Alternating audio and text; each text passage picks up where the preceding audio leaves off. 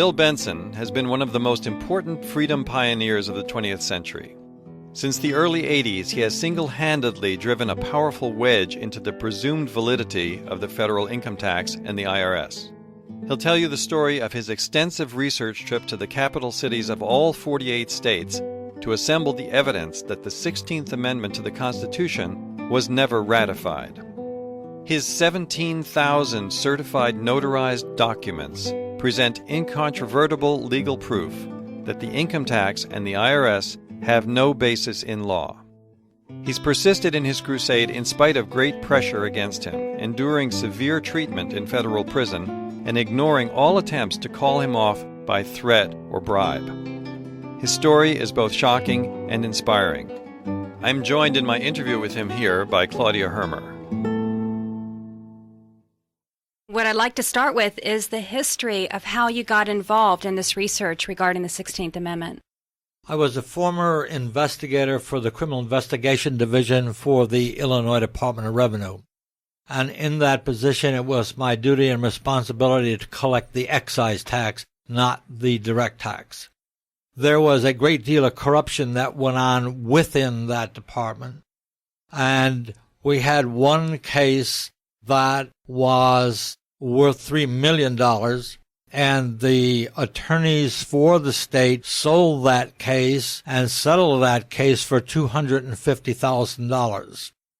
That ruffled my feathers, and I went to the director of the Department of Revenue, and he said, "Bill, why don't you just shut your mouth and take the money like everyone else does? Take the envelope, let him put it in your car, let him put it at the table when you're having lunch or wherever, but remain silent." I tell him I'm sorry, I wasn't raised that way, nor do I intend to do it. You have the wrong guy for the job if you want me to take money and to take bribes. No, thank you. He said, "If you don't remain silent, I shall fire you." I said, "You might as well do it like yesterday, because if you do, the day you fire me, I shall sue you for violation of First Amendment rights." And we both kept our word. The director of the Illinois Department of Revenue fired me, and I then sued him. I had an attorney in Chicago, and just myself, the two of us, worked against the largest law firms in the city of Chicago. It took us 6.5 years to get into court before a jury of 6 in a civil case. The jury found in my favor and awarded me $350,000 for violation of First Amendment rights and for the dismissal and firing of me from my position. That was back in the 1970s. What led to the research regarding the 16th Amendment? When I was fired, I never say dismissed because I was fired, and I did sue and I did win, I began to work with the attorney that had my case. We had an income tax case in the state of Indiana. It was a willful failure to file case. We had about 300 pages of documentation that I obtained from a man by the name of Martin Beckman. Martin Beckman got that documentation from a man by the name of Dean Hirsch from Cheyenne, Wyoming. Dean had called the various secretaries of state, written them letters asking them for the research work on the 16th Amendment to the United States Constitution. The answer came back from the various states that we are not going to do your legal research. If you want it, come to the states and get it. Dean didn't go to the states and get it, nor did Martin Beckman. During the course of the trial, we made an attempt to use the 300 pages that I purchased from Martin Beckman. Beckman got the documentation from Dean Hirsch, copied it, put it in file folders with the name of the states on each file folder. There was only one state that caught my eye, and that was the state of Kentucky. On February the 8th of 1910, on page 487 of the Senate Journal, the Senate was in session and they were voting on the 16th Amendment to the United States Constitution. There were 9 senators that voted for the amendment and 22 that voted against. I asked the attorney, because I was sitting at the conference table with them as a paralegal, to make sure that we try to get this documentation before the court let the jury see it, and we did that. We had Martin Beckman come in from Billings, Montana, to testify in that case as far as the documents that he obtained. He never told us that he got the documentation from Dean Hirsch. I didn't find that out till a long time later, probably a couple of years or so later. The judge said that the thing that we needed to make our case was that documentation must be certified, it must be notarized, and you must have a witness to testify to. Mr. Beckman was not a witness to testify to because he did not do the work. So the judge permitted Mr. Beckman to testify, but then he struck his testimony, and when he finished testifying, he then ordered him removed from the courtroom.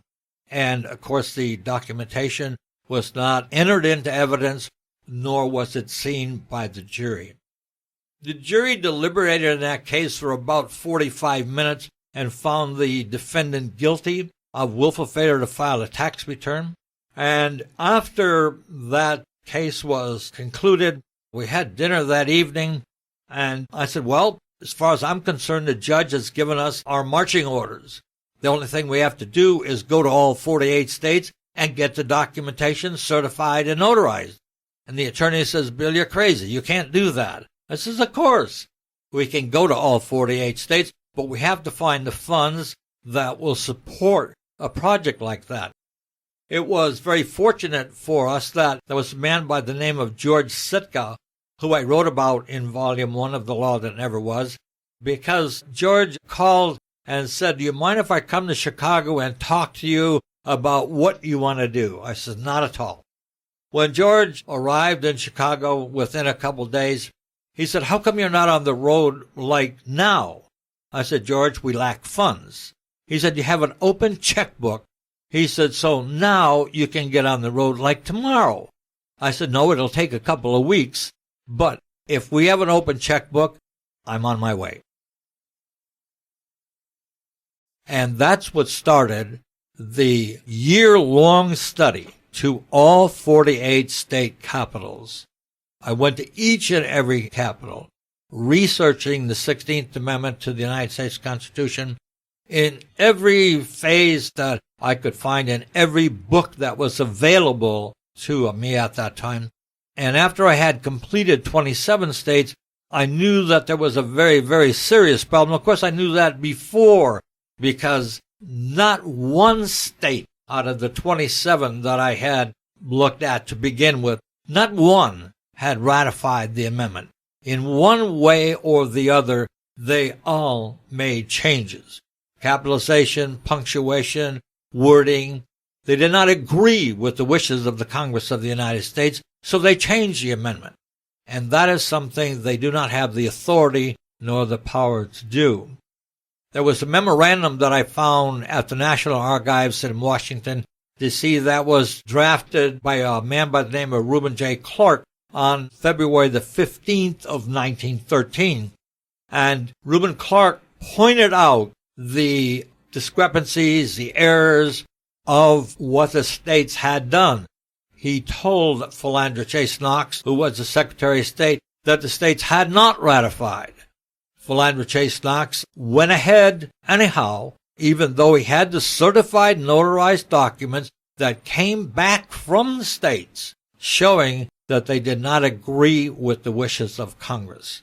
And on February the 25th of 1913, he signed a proclamation stating that the 16th Amendment had been ratified by all of the states, including the state of Kentucky, when very clearly on its face you can see that 9 will never become greater than 22. Believe me, I can't wait until I get back into court or have the IRS indict me or Commissioner Rossetti indict me or someone in the federal government indict me and put one of the federal judges on the witness stand that I know very well and ask him, when in your wildest dreams or comprehension will 9 ever become greater than 22?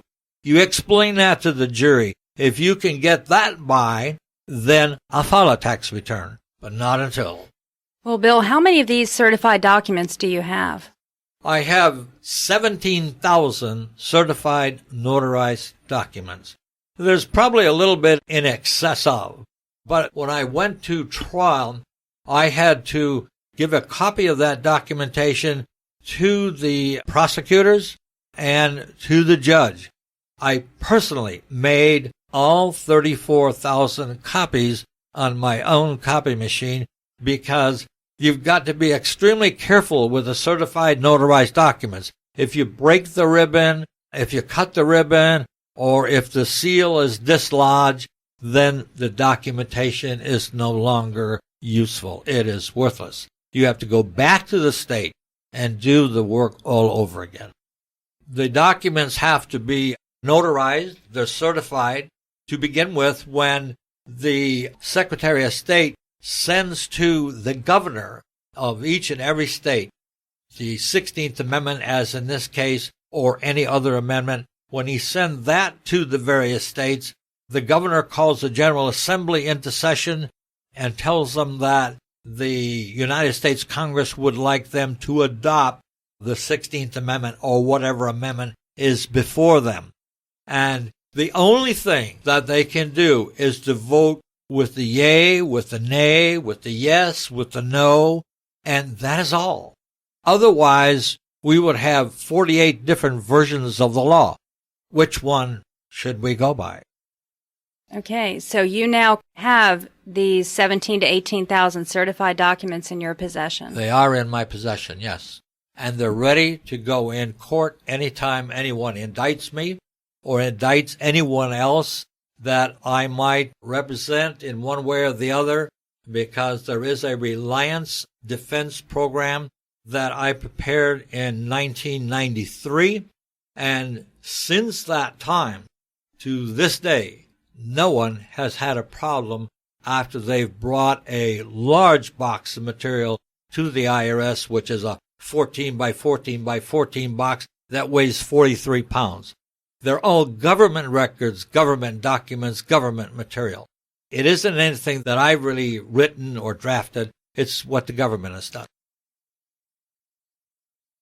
So just to clarify, the Reliance Defense Program becomes appropriate when a person has gotten into some kind of dispute with the IRS and they explain their actions, their reason for non-filing or whatever the action they chose, in terms of relying on the information contained within those documents which are furnished in that box. Is that correct? That's absolutely correct. But the one thing that cannot happen is if the documentation is brought before the court, the government, the prosecutors, will file what's called a motion in limine precluding us from using that documentation. So what I did was I circumvented that situation, and when an individual gets a letter from the IRS, whether it's an audit letter, whether it's a 515, 518, 520, no matter what it is, whether it's a telephone call, a knock on the door, that documentation then goes to the Internal Revenue Service. And I take out of that large box, Volume 1, Volume 2, 4 3-ring binders that contain all of the documentation from the National Archives in Washington, and present it to the district counsel, who is usually at the meetings, or the revenue agent who is there. It's an exhibit, and they are made thoroughly aware of the fact that if anything happens to this case any further, if you carry it on any further, then we will expect you to come into court and testify about the documentation that has just been presented to you. Because when I take out each piece of documentation, I will give a little bit of history as far as the documentation is concerned. So, Bill, you've gone with many clients to the IRS offices. You've presented your boxes. Can you tell us what kind of response you've gotten back from the agents that you present this to? Well, yes, I can. There was an agent in Florida who I happened to go before once, and I have a document prepared that the agents sign showing that they have accepted the documents, and that document has everything that's in the box. One of the most important things that I do is to bring along a certified, notarized court reporter, not a little tape recorder. So now we have a transcript of everything that was said and everything that was done. The agent in Florida accepted the documentation after about 2 hours, and was probably about 7-8 months later that I had to go back to that very same agent. When he walked into the room and saw me sitting at the conference table with a box, he said, "Oh, S." And blank, blank. He says, "Not you again." He says, "I know what the box is all about, Bill." He says, "Give me the document that you want me to sign." And he says, "You can be out of here quicker than you were last time." So when people see you coming, they already know what's in that box, and nobody has pursued it into the courtroom. Is that correct? That's absolutely correct, yes. Now, Bill, from what I understand, once you accumulated these certified documents, the government became very interested in the book you were about to publish. From what I understand, you received a phone call from somebody. Can you explain what that phone call was about and what was offered to you not to publish that book? Yes. The phone call was initiated to our home to begin with. I was in Birmingham, Alabama, giving lectures. Volume 1 hadn't been printed yet. It hadn't hit the streets yet. And there was a man by the name of Warren Richardson that called Mrs. Benson and said it's an absolute emergency that Bill call Washington, D.C. immediately. He says, "I'm making this call on behalf of Senator Orrin Hatch." And he said, "Of course you know him." And she says, "No." She says, "I know of him, but I don't know him." Now, the beauty part about this conversation, and the one that ensued with me, was the fact that there was a Baptist preacher on the other end of that line, and his name was Dr. Greg Dixon. When I called home and received the message, I told Mrs. Benson that when I finished my lecturing, then I would call Washington and not until, because I didn't have any emergencies there that I knew of. I finally got to them, and I talked to Warren Richardson and Dr. Dixon. They both said that they were on the line.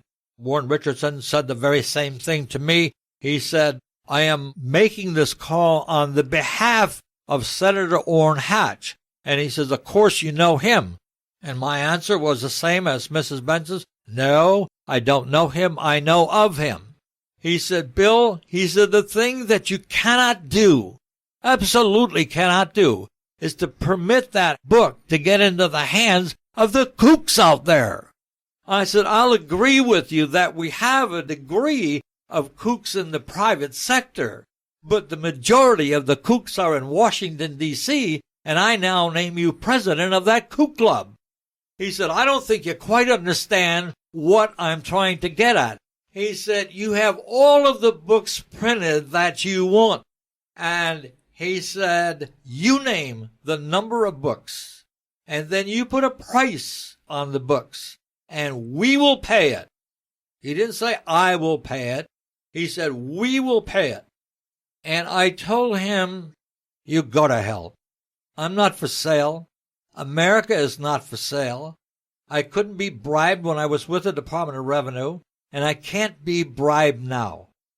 And he said, "Don't you understand?" He said, "You will be a multi-millionaire." But he said, "There are a couple of things that we want. We never, ever again want you to speak to any one person, to a group of people, never to get on radio, to get on television." And he says, "Oh, yes.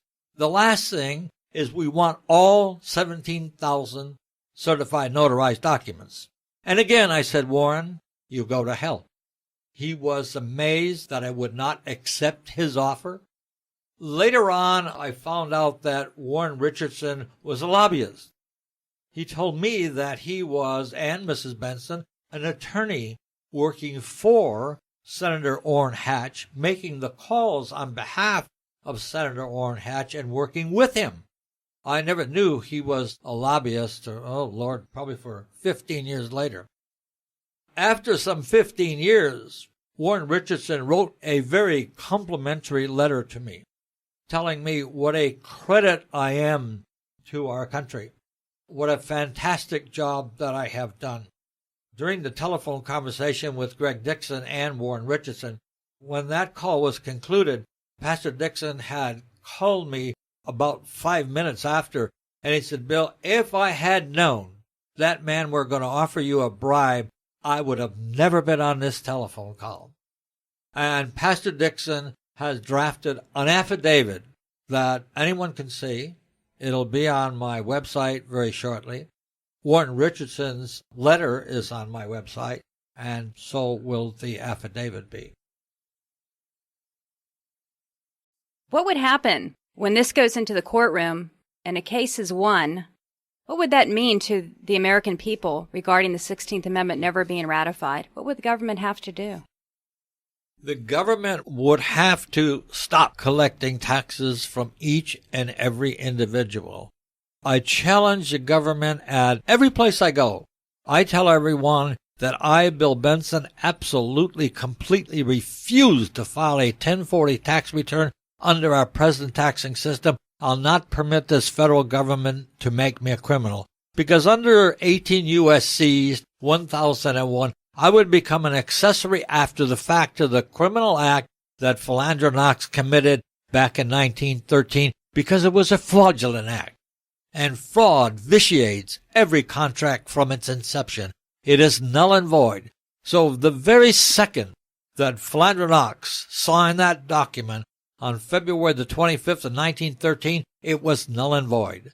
When that pen left the paper, it was null and void.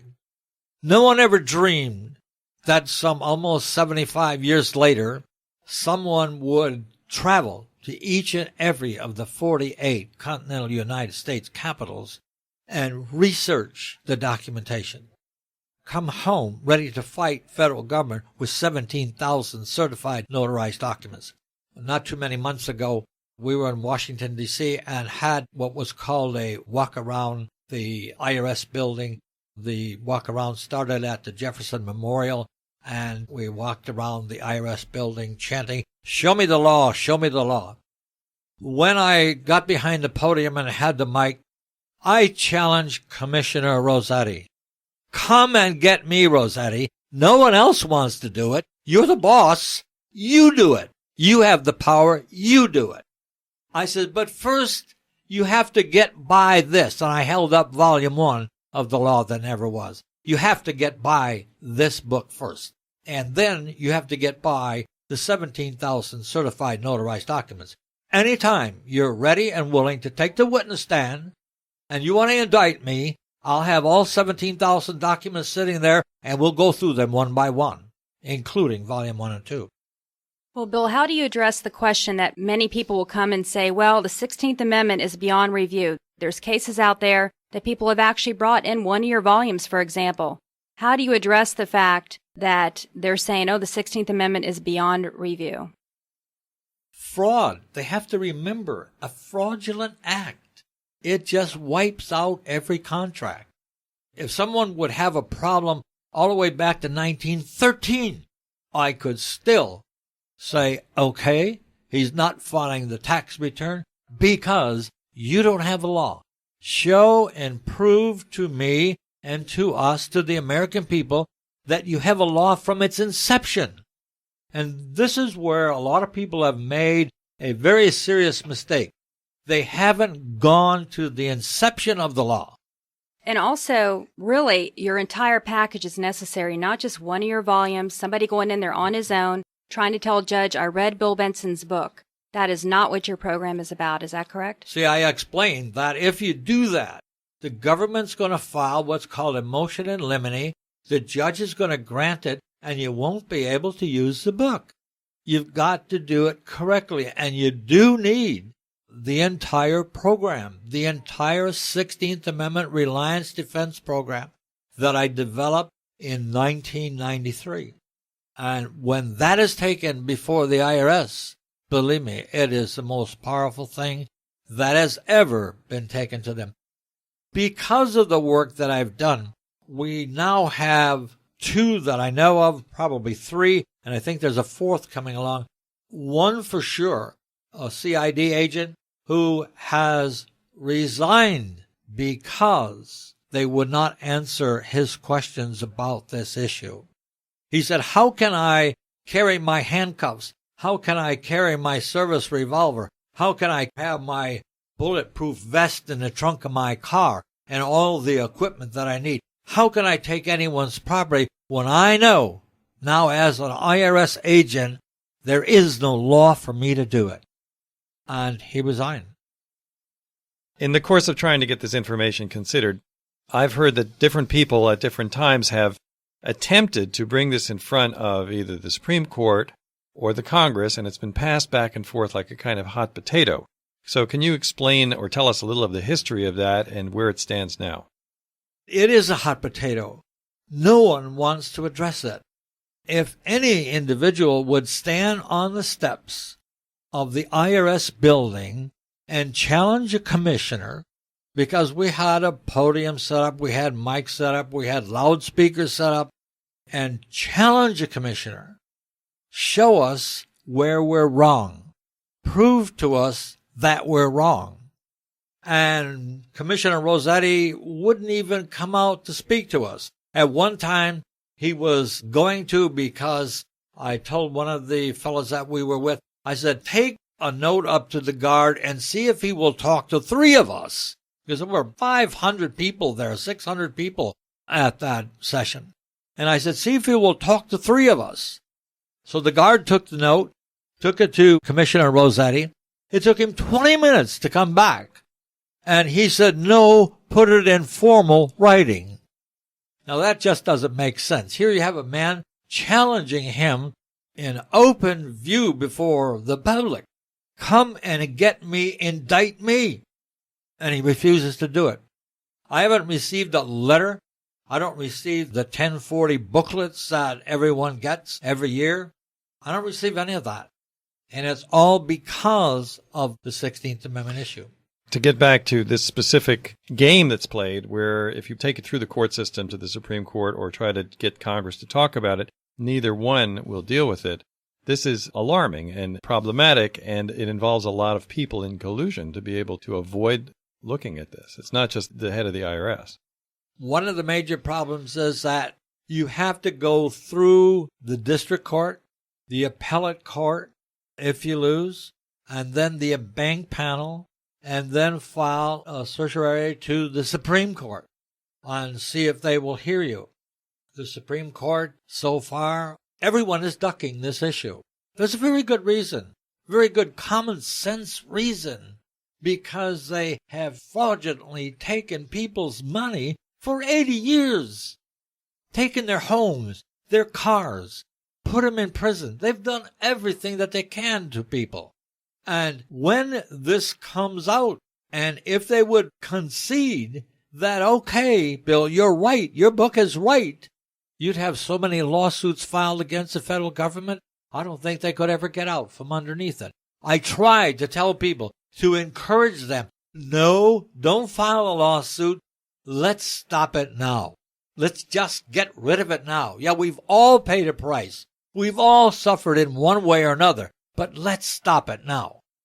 We've been to Washington now 8 times, invited the commissioner, the Congress, the Department of Justice, everyone. Formal letters were sent to them. They refused to show up. Even at a meeting that is held in Washington, they refuse to show up. Now, why is it that also there's been so little coverage of this in the media and the press so that so few people know that this has been happening? You see, one of the things that happens here is that the Congress and the IRS are playing the good guy, bad guy part like any police officer in any city, any town, any state would play in a squad car, unmarked car, whatever. One guy's a good guy, one guy's a bad guy. Congress can stop this tomorrow, period, without the IRS saying anything. They have no power. It is the Congress of the United States that is really at fault. And I believe that's why we're seeing a lot of rumble right now as far as we've got to do something about this. Senator Traficant was before the floor of the House, and he said the IRS is nothing but a bunch of stumbling, bumbling nincompoops, and we've got to get rid of them. They've got to go. Never ever before have we heard senators or Congress coming out with language like that. They simply haven't done it. But today they are. I think it'd probably take another year, maybe two. I doubt if it's going to be two. But one of the things people have to do is stand together. I watch documentaries on television like everyone else does, and one that I'll never ever forget is the march that Dr. Martin Luther King had on Washington. When he said, we are going to get our civil rights. We're going to march peacefully to Washington. Those black people dropped everything and anything they had to do. I don't care if they had to go to work. I don't care what they had to do. You saw the throngs of people in Washington, D.C. When are we going to wake up and do that very same thing? That is what has to happen. And this income tax will go. But it's a fear that government has now of being sued. Mm-hmm. They know the wrong that they've done to so many people. Well, Bill, how do you answer the question when people say, well, if we don't pay income tax, what would support the country we live in? The federal government, right now, as I'm speaking, has $37 trillion in surplus money. And I have those books at home. The state of Illinois has $4.8 trillion in surplus money. Now, how do you get surplus money? By overtaxing. Stop the taxing. $37.7 trillion? Good Lord, the interest on that money will keep this government going from now until doomsday.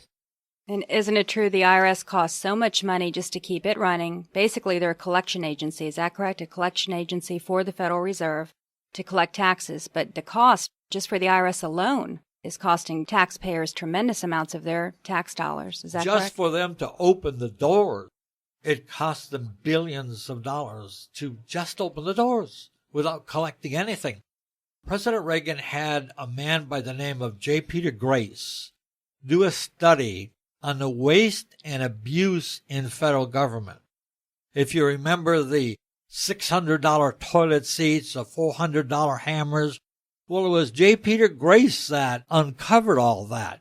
J. Peter Grace had the authority to go into anyone's desk, anyone's office, with the exception of the IRS. He couldn't go there and see where the waste and abuse was. And he wrote a 8-page letter to President Reagan and told him in that letter that not one nickel of the personal income tax goes to support any of the agencies of federal government or anything that federal government does. It goes for nothing but to reduce the interest on the national debt. Isn't it true? A lot of people are thinking, what about the roads we drive on, the schools our children go to? Isn't it the personal tax and the sales tax and the excise tax that pays for those things? That's exactly correct. There's a lot of people that simply don't understand the taxing authority, how it works, who builds the roads. And, of course, federal government does. They help. But it comes from your gasoline tax. When you go to the gasoline station and start to pump gasoline in your car, you don't have to sign under the penalty of perjury, but you're still paying a sales tax. You're paying an excise tax.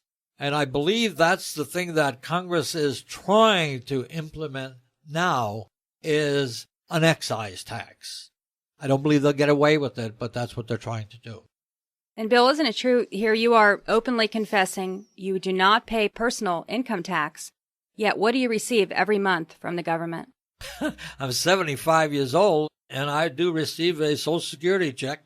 There isn't any question about that.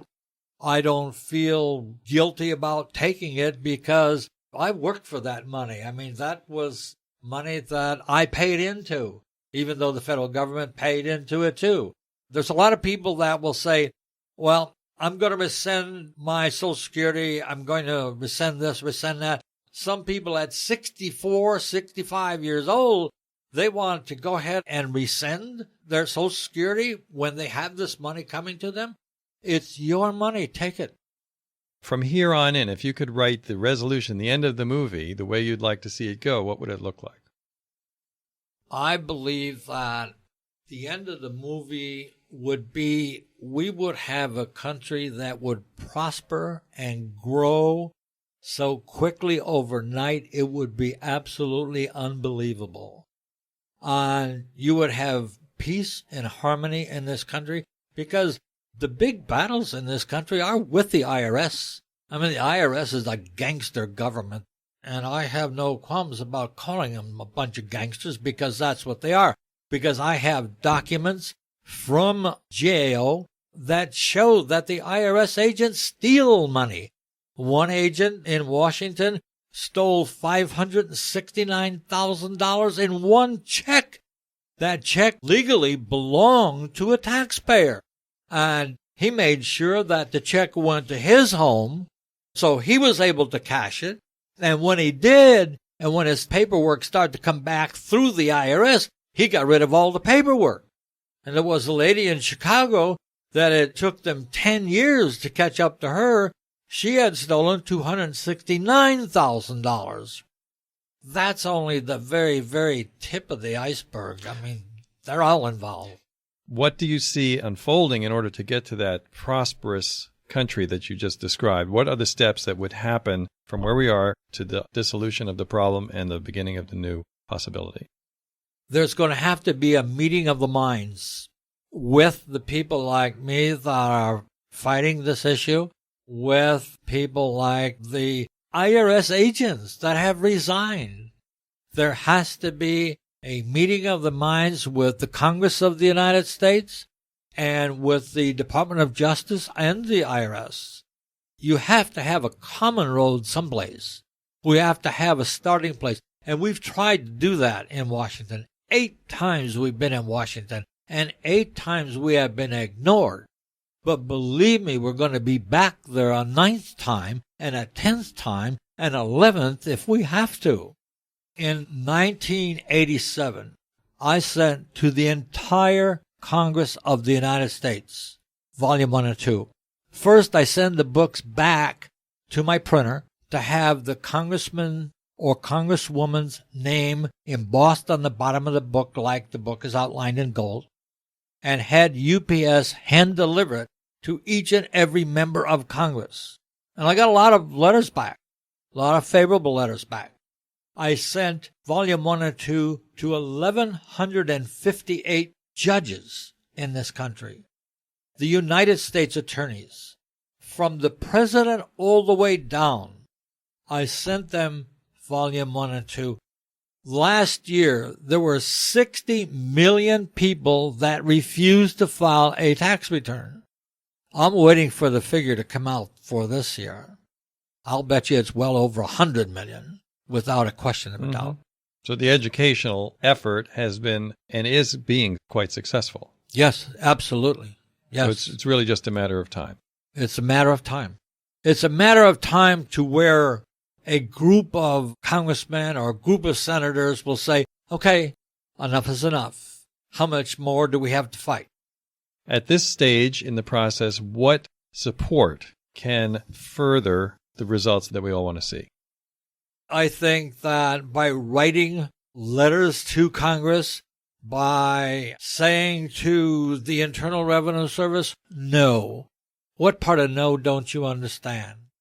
Even though the courts have decided they don't want to listen to it, you can't keep something like this under wraps. They've done it for 80 years. It's out in the open now. So you might as well go ahead and concede. Someone's going to have to concede. I think the thing that they're really waiting for is for me to pass on. But with the people that are coming aboard now, like IRS agents, that to me is a credit. I feel very pleased about that. So if anything happens to me, the IRS agents or any number of people can go ahead and take up this fight right now, because the 17,000 documents are still going to be available. I have 4 children, and they are all very well aware of what Father does all the time. They are behind him 100%. I have a 10-year-old granddaughter who has been graded in the 3rd and 4th grade as the smartest 3rd and 4th grader in the state of Michigan, and they want to skip her several grades. And so far we haven't let her do that. Northwest University is testing Brittany, and Brittany is reading volume 1 and 2 and asking me a lot of questions about it. So here we have a 10-year-old that will take this fight up. Now, Bill, you talked about the gold seal and the blue ribbon. Can you explain what process each of these documents has to go through? Yes. To begin with, the Congress of the United States, when they want the states to ratify an amendment, they have to send a certified, notarized document to the governor of the state. The governor will then call the General Assembly into session, and then the governor will tell them and read to them, and then they are asked to accept or reject, no more, no less. In the 16-page memorandum that I found in the National Archives in Washington, D.C., it said, further, under the provision of the Constitution, a legislator is not authorized to alter in any way the amendment as proposed by Congress. So when I would go to a state to get a document certified and notarized, I have to get the documents from whatever journal I'm looking at. I have to peg the pages and then take it to the Secretary of State's office. And then they put the blue ribbon, the gold seal, like on the Kentucky document. If I were to go ahead and make an attempt to just copy the documents myself or anyone, you cannot do it. It's not legal. The Secretary of State must do it from the peg pages that you have. So that helps me understand why he's called the Secretary of State. Yeah. Because it's a secretarial job in this case. Right. Make a copy of this, Right. please. Now, Bill, how do you answer questions? You have spent some time in prison, and people are coming to conclusions that you spent time in prison because of not paying taxes based on the 16th Amendment argument. Can you explain your story about going to prison? Of course. To begin with, the 16th Amendment issue was not argued at the district level in my case. If you'll remember, I told you that if you take the documentation into court, and we did that, we brought 17,000 certified notarized documents, 17,000 for the judge, 17,000 for the prosecutor, and we had a big dolly to wheel all those boxes up into the courtroom. The documentation that I brought into court in my case, when the government indicted me for the year of 1980 and 1981, because they said that I had worked for an insurance company and I had received $110,000 from that insurance company. Well, that was a settlement from the insurance company, like I won my case before the Department of Revenue, because the insurance company did not represent me as an agent in 8 cases. We had 8 pending cases where my partner and I made the arrest. And because I blew the whistle on the Department of Revenue, they would not represent me. So I had to go out and hire an attorney and do most of the work myself to begin with. And the insurance company wound up paying me $110,000 as a settlement. The insurance agent went to the grand jury and testified that I worked for his company, that the $110,000 was income. And when we got him on the witness stand, my attorney said, "We have asked you to bring all of his records from your company." We want to know how much vacation time he has coming. We want to see his personnel record. Where is it at? And the attorney said, need I ask the question back or should I have the court reporter read it back? So he raised his head and he says, no, I lied when I testified before the grand jury. And that's in the transcript. There isn't any way anyone can get by that. The judge, after hearing that, ushered the jury out of the room immediately. We had about a 4 to 5 hour battle then with the government and with the jury. And the judge says, well, this case is going to go ahead anyhow. Maybe he lied and maybe he didn't. And there wasn't any way that we were going to change that judge's mind. After a 5.5-week jury trial, the jury found me guilty on that $110,000. I spent 15 months and 5 days in prison at FMC Rochester in Minnesota. And I take medication, since the 1960s because I was infected with encephalitis. When I got into the institution, they put me in the hospital section. And I said, what am I doing here? Why not general population? They said, no, this is where you're going to stay. So they took my medication away, and I said, you can't do that because if you do, I'm going to have problems. I'm going to have seizure problems. And they said, we're going to change your medication. We're going to give you what we think is best for you. I said, no, you're not. But I had 4 guards that came in, 1 on each leg, 1 on each arm, and 3 nurses, 2 across my midsection and 1 with the needle. And that was La La Land. Believe me, that was La La Land. I couldn't see, I couldn't hear, I couldn't talk, I couldn't walk. That put me in a wheelchair for 2 years. My prison time, I guess, went by quickly because I didn't know anything for a long time.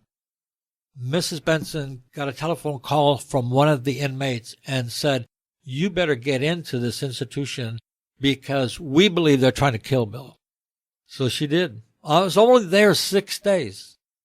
And the warden wasn't going to let her see me. And she put up a big battle with the warden. And finally, there were 2 nurses that had to wheel me down from the hospital. I was covered with bed sheets. My body had swollen up with edema, probably 3 times the size as it is right now. Our daughter then was 38 years old. I didn't know her. I couldn't see her and talk to them. No. What she did was get on the telephone when she got back home. A lot of people formed what they call a telephone tree and blocked all of the telephone lines coming into the prison because people would be calling the prison every minute, so no lines, nobody could get in or out. And then they start to write to the Congress. They said, what are you trying to do? Kill Bill Benson because he authored a couple books on the 16th Amendment? After they had received in excess of 100 letters from members of Congress, they then decided, after one congressman said, what do we have to do? Send in an investigating team in there to find out what you're doing with that man? Then they finally stopped the over-medication. They put me back on the same medication I came in the hospital on. But the damage was done. They had to wheel me wherever I went. I couldn't move the wheels on the wheelchair. It was about 9 months before I really started to come to. The inmates, there were 3 of them that said, we're going to bring you out of this. And of course, they told me that later because I didn't understand what they were doing. They used to hold cards in my hand. You can see it. You can see it. You can do it every day, as many hours as they could do. And then it would take me up to the gym and have me hold dumbbells if I couldn't hold them. Little by little by little, it was the inmates that brought me back. And when I did come back, I thought, wait a minute, I'm in a wheelchair and I can't get to one of my favorite places, and that's a library because it's on the 4th floor. I was very familiar with the Uniform Standard Accessibility Act enacted by Congress. I had a friend of mine on the outside. I said, John, send me the books. And I got 2 sets of them. And I took them to the warden, and I said, I want to get to the library, and I'm going to get to the library because the Uniform Standard Accessibility Act says I can go anywhere that anyone else can go in this institution, even though I am a federal prisoner. So now what you have to do is you have to build ramps from the bottom floor up to the 4th floor. The inmates named those ramps the Benson Drives. Then it was one thing after the other after the other. It was the Italian people like to play bocce ball. And they said, well, Bill, how about getting this done for us, getting new bocce ball courts for us? I said, well, I'll give it a try. So I went to the warden and I said, I can't play bocce ball with this wheelchair. I want you to build bocce ball courts for handicapped people.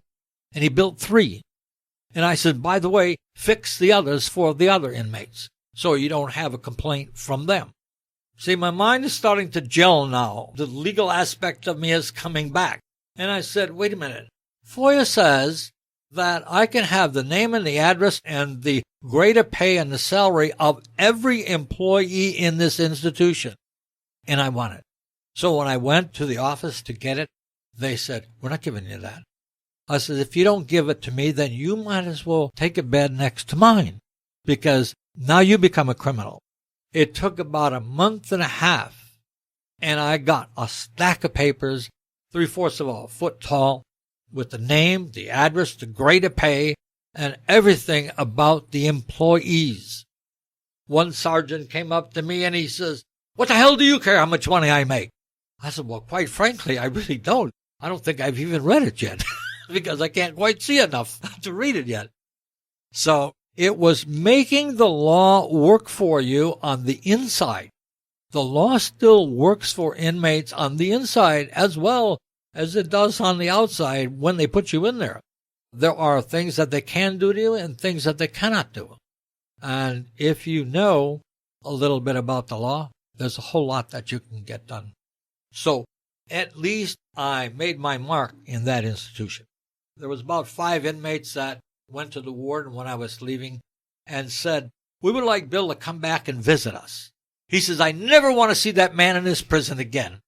And the reason I was leaving is because the 7th Circuit Court of Appeals had said that Judge Paul Plunkett had abused his discretion in permitting the testimony to go on the way he did by the IRS agents, that they had tainted the minds of the jurors. And the government's case was weak at its best. And the chief and key witnesses for the government, their testimony was open to very serious question. We must reverse Benson, period. And out I came. That really hurt federal government. They didn't like that. Because now I'm out. Now I'm talking about 16th Amendment again. So I learned a great deal. And I think that I helped a lot of people in that institution. It was an education for me, winding up in prison because you authored a couple of books, mostly because you beat the state out of a big lawsuit, and they didn't like that. So, Bill, are you saying that your case was reversed? My case was reversed, absolutely reversed, yes. Bill, in terms of that case being reversed, has that in any way helped anyone else coming after you to keep them out of that trouble? The fact that you went ahead and dealt with it and worked it through and reversed it. I think it does help when I go to the IRS office, yeah, because they know who I am. There isn't any question about it. Now, when I can bring a former IRS agent in with me, and I've done that in a couple cases, yeah, they don't like that either. And so they'll leave the individual alone.